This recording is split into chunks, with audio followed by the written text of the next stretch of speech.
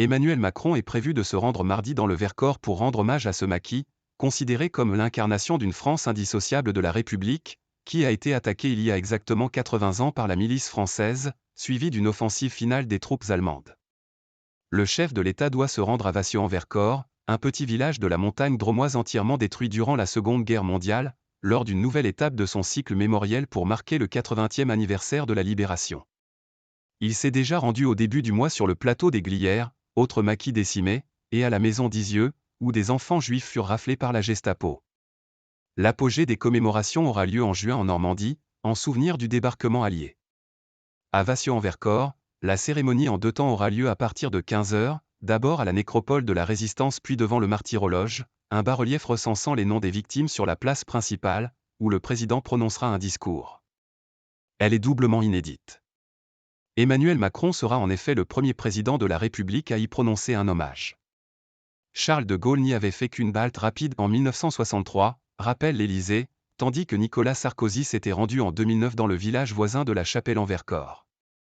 En outre, le maquis du Vercors est traditionnellement célébré le 21 juillet, date de l'assaut final et particulièrement cruel des troupes allemandes, 840 résistants et civils tués, 570 maisons détruites. Le choix du 16 avril correspond à la première attaque de la milice française, pour ne pas occulter une mémoire douloureuse qui perdure, fait encore valoir la présidence.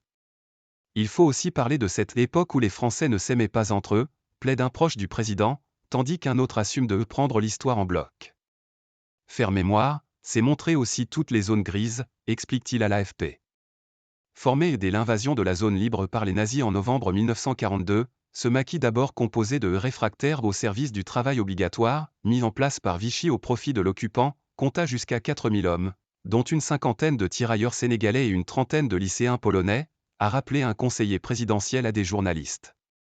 Le chef de l'État entend insister sur le caractère exemplaire de ce maquis, qui peu avant l'assaut allemand s'était proclamé République libre du Vercors, ce que l'Élysée vante aujourd'hui comme l'incarnation d'une France indissociable de la République.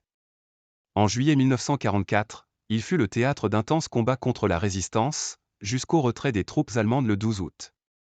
Vassieux est l'une des 5 communes élevées à la dignité de compagnons de la Libération avec Paris, Nantes, l'Île-de-Sein et Grenoble.